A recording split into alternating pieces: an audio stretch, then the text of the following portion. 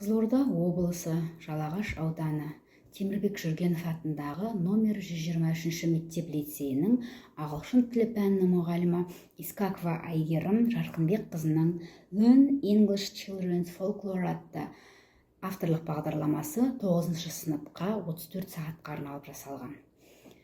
Жалпы мақсаты ағылшын халқының балалар фольклорын үйрету, оқушылардың мәдениетаралық коммуникативтік құзыреттілігін дамыту, сабақта алған білімді өмірде жүзеге асыру, дұрыс шешім қабылдай білу, өзіндік ізденістері барысында құзыреттіліктерін қалыптастыру. Бұл қазіргі білім беру саласындағы өзекті тақырыптардың бірі деп есептеймін. Яғни бала функционалды сауатты тұлға ретінде қалыптасады.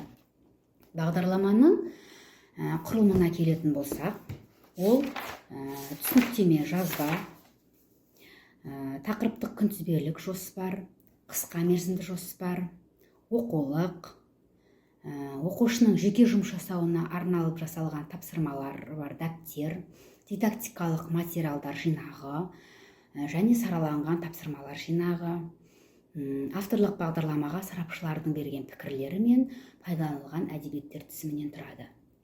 Авторлық бағдарлама оқушылардың ағылшын тілінде түсініп, ойлау және қолдану деңгейін ғана дамытып қоймайды. Сонымен қатар айтылым, жазылым, сөйлеу, оқылым дағдылары бойынша қажетті білім біліктерін қалыптастыруға ықпал жасайды.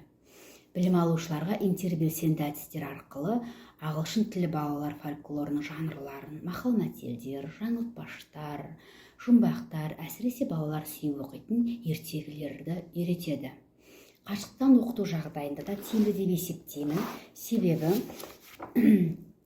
бұл авторлық бағдарламада көрсетілген сараланған тапсырмалар жинағы мен дидактикалық материалдар жинағы оқыту платформасында ойын түрінде әзірленген. Ол оқушының пәнге деген қызығушылығын, ынтасын арттыратыны анық.